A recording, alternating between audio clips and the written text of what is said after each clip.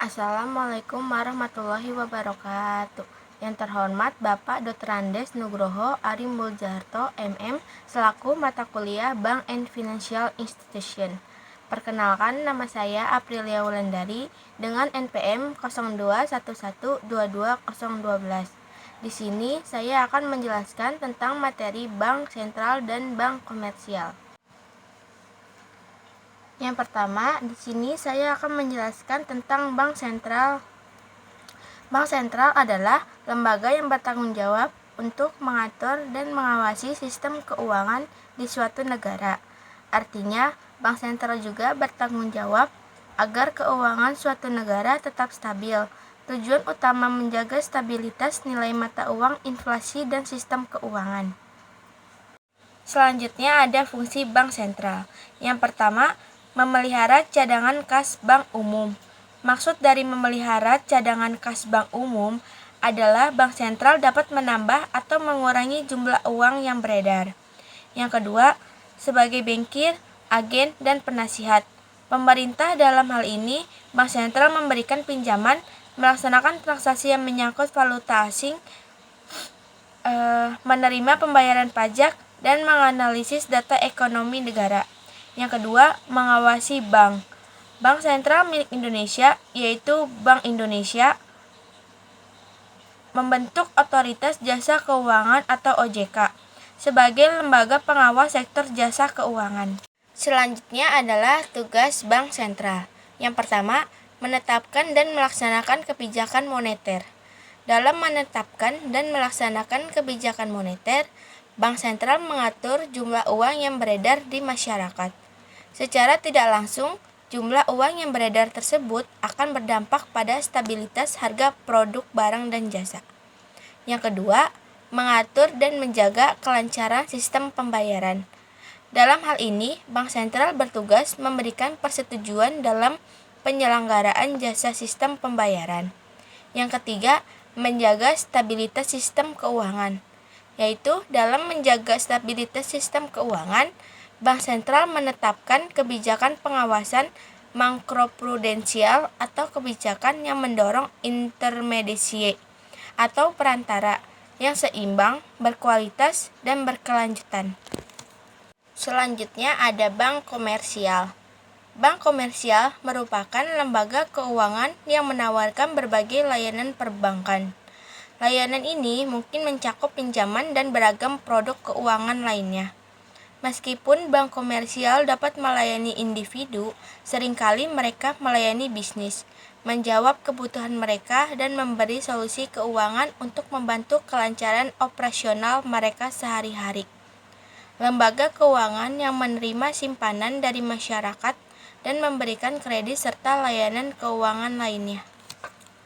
Selanjutnya ada jenis-jenis bank komersial.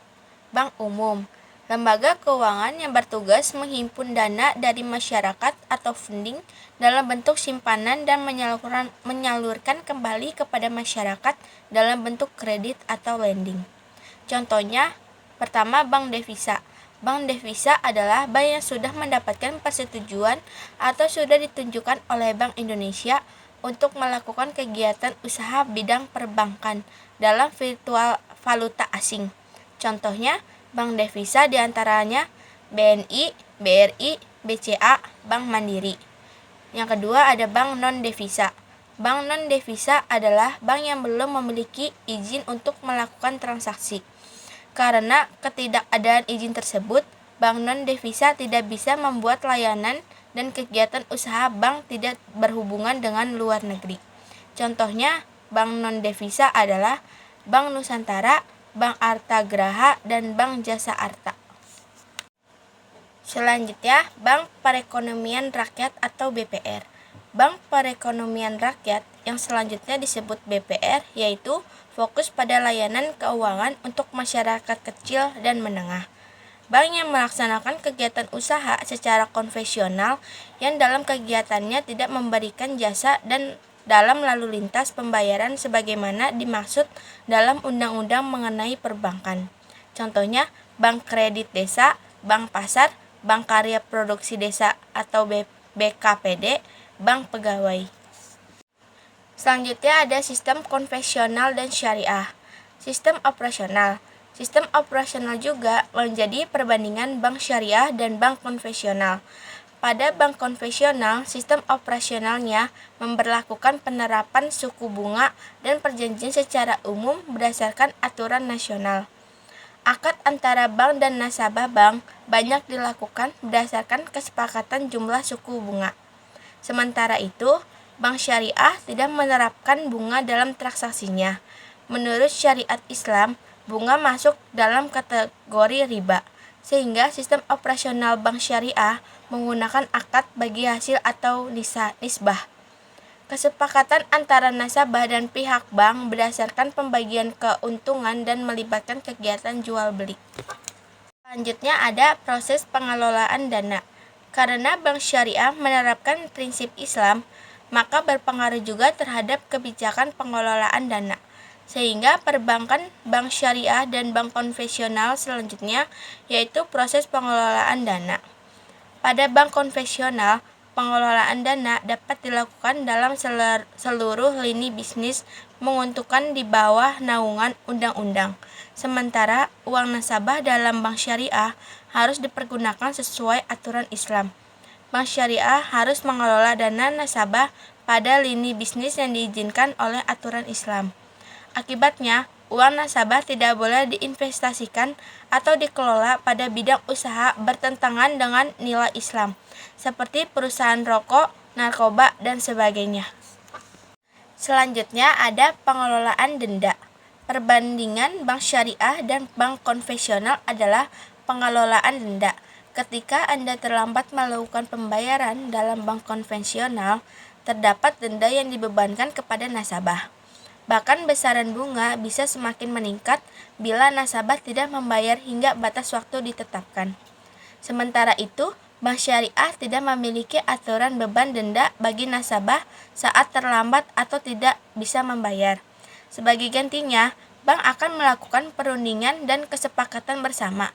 Meskipun beberapa bank syariah ada yang menetapkan denda pada kasus tertentu, tetapi uang denda dari nasabah tidak dinikmati oleh pihak bank melainkan dianggarkan sebagai dana sosial.